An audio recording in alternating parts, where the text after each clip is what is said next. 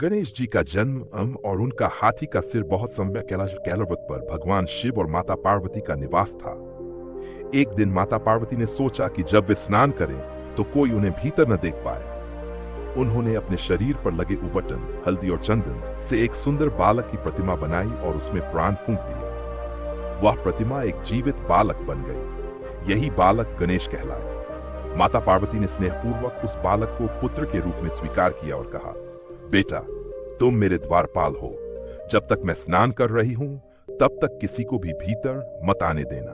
गणेश जी ने माता के आदेश को अपने हृदय में बसा लिया और दरवाजे पर पहरा देने लगे। शिव जी का आगमन कुछ समय बाद भगवान शिव अपने गहन ध्यान और तपस्या से लौटे।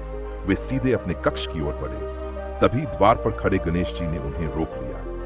रुको, माता पार्वती स्नान कर रही हैं। जब तक वे बाहर ना आए कोई भीतर नहीं जा सकता।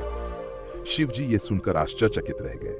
उन्होंने कहा, मैं स्वयं इस गृह का स्वामी हूं, पार्वती का पति हूं। मुझे कौन रोक सकता है? परंतु गणेश जी अडिग रहे। वे मां के आदेश को सर्वोपरि मानते। युद्ध और क्रोध शिव जी ने अपने गणों को आज्ञा की इस बालक को हटाओ, लेकिन गणेश जी ने अद्भुत शक्ति का परिचय दिया और सबको पराजित कर दिया। अब भगवान शिव स्वयं क्रोधित होकर उनके सामने आए। क्रोध में शिव जी ने त्रिशूल उठाया और एक ही बार में गणेश जी का सिर काट दिया। पार्वती जी का शोक माता पार्वती स्नान कर बाहर आई और अपने प्रिय पुत्र को निर्जीव देख अत्यंत दुखी हो गई। उनका क्रोध भयानक रूप लेने लगा।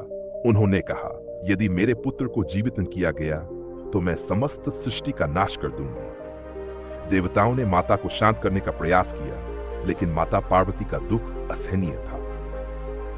गणेश जी को जीवनदान शिव जी ने माता पार्वती को मनाने के लिए एक उपाय किया। उन्होंने अपने गणों को आदेश दिया, उत्तर दिशा की ओर जाओ और जो भी जीव सबसे पहले मिले उसका सिर लेकर आओ।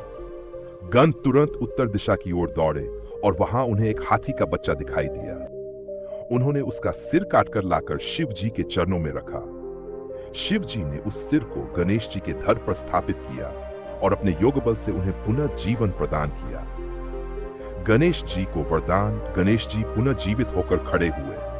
उनके हाथी के मुख को देखकर देवताओं और माता पार्वती की आंखों में आंसू छलक आए, परंतु यह आंसू अब सुख और आनंद के थे। तब भगवान शिव ने घोषणा की, आज से गणेश मेरे पुत्र कहलाएंगे।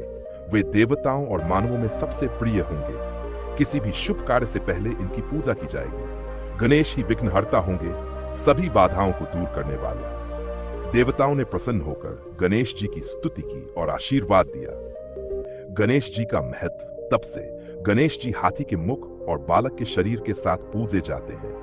प्रत्येक शुभ कार्य में सबसे पहले गणपति का नाम लिया जाता है। लोग उन्हें विघ्नहर्ता कहते हैं क्योंकि वे भक्तों के जीवन से सभी विघ्न दूर कर देते हैं। यह कहानी हमें सिखाती है कि आदेश का पालन, कर्तव्य के प्रति निष्ठा और माता पिता के प्रति समर्पण सर्वोच्च गुण है। गणेश जी इसी कारण देवताओं में प्रथम पूजनीय बने।